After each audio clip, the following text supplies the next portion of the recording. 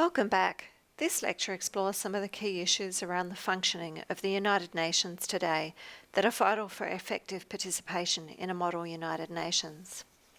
Before we start on specific issues, I want to remind you that one of the most important roles of the UN overall is not so much its formal structures, but the very fact that representatives of almost all of the world's states are in New York permanently, and they can meet informally and formally to deal with issues. Very few countries have diplomatic representation in every other country in the world, even rich developed ones. So what do you do when you want to have discussions with the government of a country where you don't have a mission? You can make contact through your United Nations ambassador and staff. That's a role that can't be underestimated. But for today, we're going to look at some of the other key issues around the UN, starting with voting in the General Assembly and the role of regional groupings and blocs. We'll look at voting in the Security Council and the lack of a permanent military force as a key weakness of the UN structure. Finally, we'll explore a little on the difficulties of financing the UN. The General Assembly is where all the member states sit together. It is the centre of debate and discussion, though it's not been as prominent in recent years as the Security Council or even other organisations like the International Monetary Fund or the World Trade Organization that are nominally part of the UN system. The General Assembly's resolutions are only binding on internal UN matters. Its mandate is very broad, so much of their work is delegated to the 6 main committees that were outlined in the clip on the UN structure. Within that broad mandate, its key responsibilities include approving the UN budget and approving state contributions, and there's more on this issue of financing, as I said earlier, towards the end of this lecture. The GA is also responsible for electing the non-permanent members of the Security Council and ECOSOC, and in collaboration with the Security Council for appointing the Secretary-General of the United Nations and the judges in the International Court of Justice. Voting is done through a 2/3 majority for certain key decisions, like approving the budget and admitting new members. Most votes, though, are by simple majority. However, when possible, voting is by consensus. Resolutions from the 6 committees need to go back to the main assembly for final approval. There are a host of semi-formal and informal procedures and mechanisms at work in the United Nations, and in particular there's 2 very important voting and organisational groupings that we're going to be looking at now, the regional groupings and a range of different voting blocs. The regional groupings aren't in the UN Charter, but many General Assembly decisions are linked to semi-formal regional groupings. This was done as a way to share the distribution of posts in General Assembly committees, but they have taken on a much more expansive role. The regional groups are now the African Group, Asia Pacific Group, Eastern European Group, Latin American and Caribbean Group, and the Western European and Others Group. The membership of most groups is along obvious geographical lines, but the Western Europe and other groups contains Australia, Canada, Israel and New Zealand. Turkey is officially a member of both the Western European and Others and the Asia Pacific Group, but it votes only in WEOG, so it's a special case. The other special case is the US, which is not a member of any regional group but attends meetings of WEOG as well as an observer and is considered to be a member of that group for electoral purposes. The link to the UN official list of regional groupings is on the screen and it will be on the website. There are also other blocs that play a role in the UN. The most important of these are the Non-Aligned Movement, or NAM, and the Group of 77. But there are a range of others. We'll look at those first 2 in detail and I'll give you a list of some of the other key ones as well. The principles behind the Non-Aligned Movement predate its establishment. They were created at a meeting in Colombo, Sri Lanka in 1954 of key developing countries. There, India's first Prime Minister, Jawaharlal Nehru, and China's Premier Zhou Enlai agreed their relations would be based on what came to be called the 5 principles of peaceful coexistence. These principles are mutual respect for territorial integrity and sovereignty, mutual non-aggression, non-interference in each other's internal affairs, equality and mutual benefit, and peaceful coexistence. NAM itself was only formally established at a meeting of 25 nations in Belgrade, Yugoslavia, in 1961, with Nehru again playing a key role, along with Burma's first Prime Minister U, India's first President Sukarno, Egypt's second President Gamal Abdel Nasser, Ghana's first President Kwame Nkrumah, and Yugoslavian President Josip Tito. Its founding concerns were opposition to colonialism and neo-colonialism, non-alignment in the Cold War, and economic development in member states. The organisation doesn't have a constitution or permanent secretariat. At each summit, a new chair is elected, and they stay on in the chair's role until the next summit, and take administrative responsibility, including for NAM's coordinating bureau at the United Nations. This is an ambassadorial level body that reviews and facilitates activities between working groups, contract groups, task forces and committees of the NAM. By the 1970s, membership was over 100, and it's been one of the largest groupings of countries represented at the General Assembly since then. Today it has 120 member states and a further 17 observer states. It's always had a fair degree of support for and involvement in the UN and related organisations because, especially in representative forums like the General Assembly, through the non-aligned movement, developing countries can not just be heard, indeed they form the majority.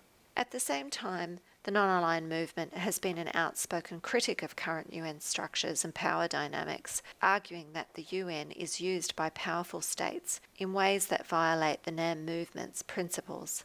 It has made recommendations to strengthen the representation and power of non-aligned states at the UN, as well as to improve transparency and democracy in UN decision-making. The UN Security Council is the organisation it considers the most undemocratic and in need of reform. The key impact at the UN has been increasing the focus on social and economic issues and the unequal wealth distribution between the developed and developing worlds. In other words, between the global north and the global south. The NAM were the force behind the first UN Conference on Trade and Development, known by its acronym UNCTAD, and that was in 1964. So remember too that one of the UN's key roles is hosting these kinds of big international conferences on current and emerging challenges. This conference came up with a call for a new international economic order with fairer rules for trade, aid, and voting in international organisations, as well as for more regulation of transnational corporations and more technology transfer to poorer countries. The conference was also where the next UN bloc we need to study was established, and that is the G77.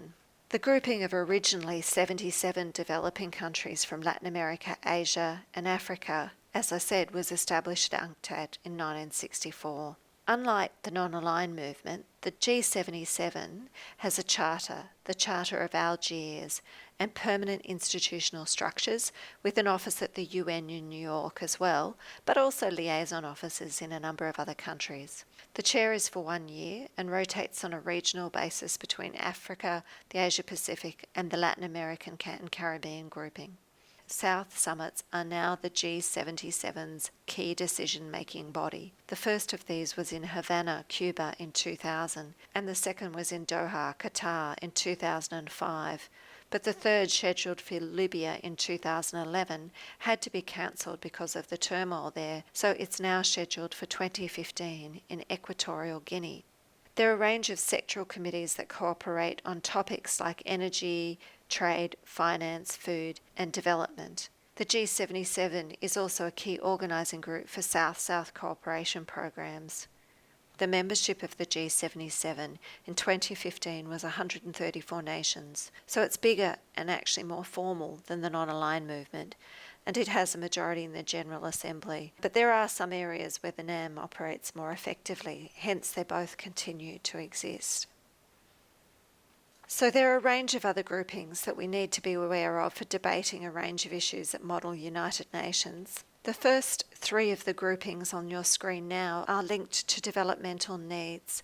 So the grouping of the least developed countries, with 48 countries in that classification, landlocked developing countries, 32 in that case, and small island developing states, actually 52 states in that list. The next on the list, OPEC, is a cartel of oil exporting nations, which sometimes is able to coordinate action, but more often than not it breaks down. The next 5 organisations are all regional organisations that members also refer to quite frequently when they're making decisions and casting their votes at the United Nations. Turning now to the Security Council, it's the powerful core of the United Nations, and it has primary responsibility for the maintenance of international peace and security and authority to investigate disputes. It also has the authority to order a range of actions from inquiry into disputes and situations, mediation between parties, regulation of armaments, all the way to action to ensure peace, which here ranges from economic embargoes to peacemaking military missions. The picture is of the Security Council meeting room at the United Nations headquarters in New York. The 5 permanent members are the great powers that were the victors of the Second World War: Russia, the United Kingdom, France, China, and the US. There were originally 6 non-permanent members, but this was increased to 10 in 1965, responding to demands from the newly decolonised world that its representation be increased. Remember, the UN only had 51 original members, but by 1965 that had grown to 117, and as of 2015, 193 members. So you won't be surprised that there have been further calls for expansion or for increasing the number of permanent members to reflect the current power structure and give better regional representations. Countries that, by virtue of either their power or their regional role, that have claimed a permanent seat include Germany, India, Brazil, and South Africa. The voting at the Security Council is generally by majority, but the P5 have a veto because those 9 votes must include the concurring vote of the P5. Hence, a negative vote can be called a veto, though they can abstain too, and that's not a veto.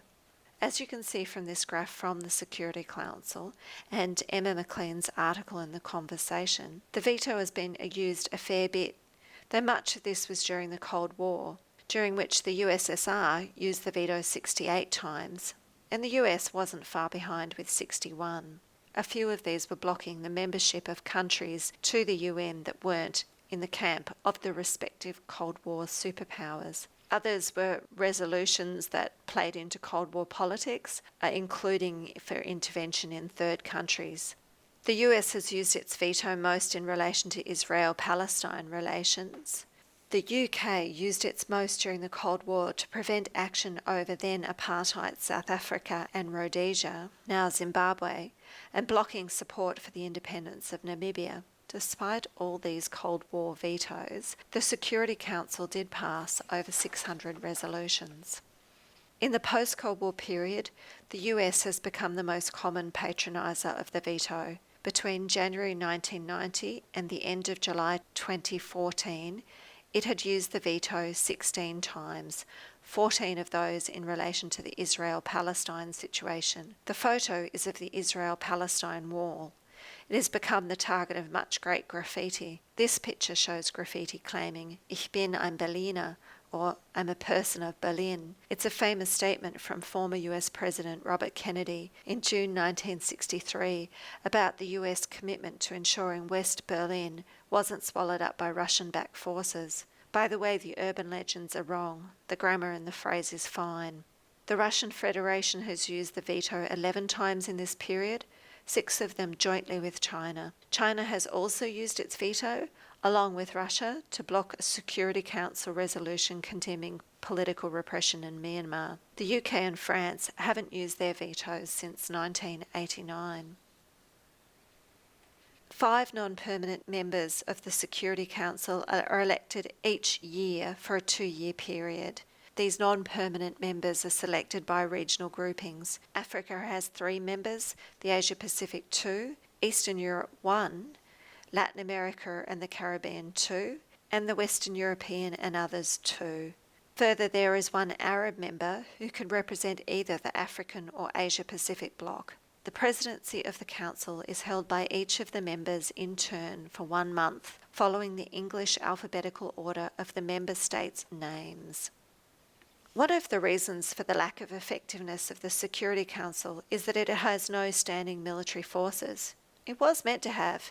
There's a military staff committee established by Article 47 of the UN Charter. The committee was meant to be the command staff for a set of armed forces, especially an Air Force contingent, that were to be provided by the P5 as a ready force for UN discretionary use. Interestingly, the Military Staff Committee still meets every 2 weeks at UN headquarters in New York, but with the outbreak of the Cold War, none of the P5 members committed any forces to it. So as Eric Grove has so nicely put it, the Military Staff Committee is, I quote, a sterile monument to the faded hopes of the founders of the United Nations. Instead, we did get a system of UN peacekeeping missions, which wasn't part of the UN Charter, rather it evolved from the Security Council's authority under the UN Charter. In particular, Chapter 6 for peaceful settlement of disputes and Chapter 7 for peace enforcement. Peacekeeping is somewhere between these, so it's often claimed that the authority comes from Chapter 6.5. The first explicit peacekeeping mission was in 1956, after the UK, France and Israel tried to seize the Suez Canal from Egypt. A UN emergency force was sent to create a buffer zone between the troops. During the Cold War, peacekeeping missions were almost always limited to conflict not involving one of the superpowers. Even now they tend to be vetoed if any of the P5 are too involved. But as of September 2014, 68 peacekeeping missions had run and there were 16 current operations. Peacekeeping is still a fraught process. Missions today are often more complicated and larger than during the Cold War, which doesn't add to their chances for success. And there are still no UN peacekeepers. Once a mission is agreed, it's necessary to go to member states to get troops and equally, or more importantly, money to run the operation. Let's look at the role of the Secretary-General as well. The Secretary-General is appointed by the General Assembly, and the UN Charter provides a rather simple selection process for the organisation's top job. They're appointed by the GA upon the nomination of the Security Council. This means that the P5 members of the Security Council have a veto on appointments. This process has been supplemented by other procedural rules and accepted practices.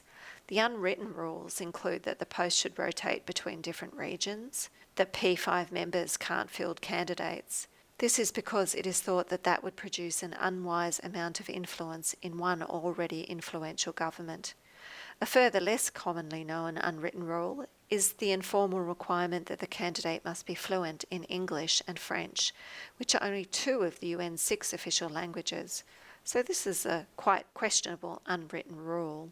Historically, the process was rather opaque, with the supposed candidates encouraged to remain unknown to the public, and the final selection being made only just before the individual took office. The formal nominees were often compromise candidates, chosen through a lengthy, very political and largely secretive bargaining amongst Security Council members.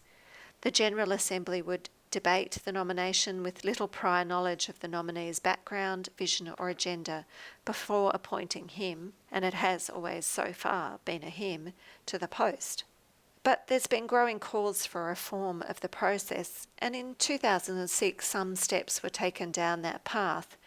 Candidates publicly announced their candidature, drafted campaign platforms, created campaign websites, and even spoke at public events. The Security Council responded and only considered candidates who were formally nominated by member governments. The result was that Ban Ki-moon was appointed Secretary-General on the 13th of October 2006. He wasn't a controversial choice, rather he was a career diplomat from South Korea. The UN Charter doesn't actually explain the role of the Secretary-General clearly. It just says they are the UN's chief administrator. It doesn't envisage a major role for the Secretary-General, but the role has evolved over time, largely through precedents set by strong, activist Secretary-Generals, and in particular Dag Hammarskjöld and Ban Ki-moon's predecessor Kofi Annan. Ban Ki-moon has a much lower public profile than Kofi Annan, which suited some P5 members, though he has continued Annan's focus on climate. Looking now at UN financing, contributions to the UN are assessed based on the capacity to pay. This is done using national income and is regularly reviewed by the responsible General Assembly Committee, which is the fifth committee on administrative and budgetary. In 2000, the Fifth Committee reduced the maximum percentage any member can contribute from 25 to 22% of the overall UN budget, ostensibly to ensure that the UN wasn't overly reliant on any one source of funding, but actually because of US pressure to reduce its contributions, as it is the only member who would pay over this ceiling. So it now pays less than its share of the global economy.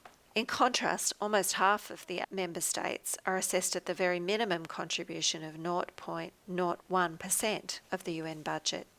Over 80% of all member states fail to pay their dues to the UN in full and on time. Failure to pay can lead to losing one's vote in the General Assembly. According to Article 19 of the UN Charter, a country loses its vote if the amount of its arrears equals or exceeds the amount it was billed in the preceding 2 years.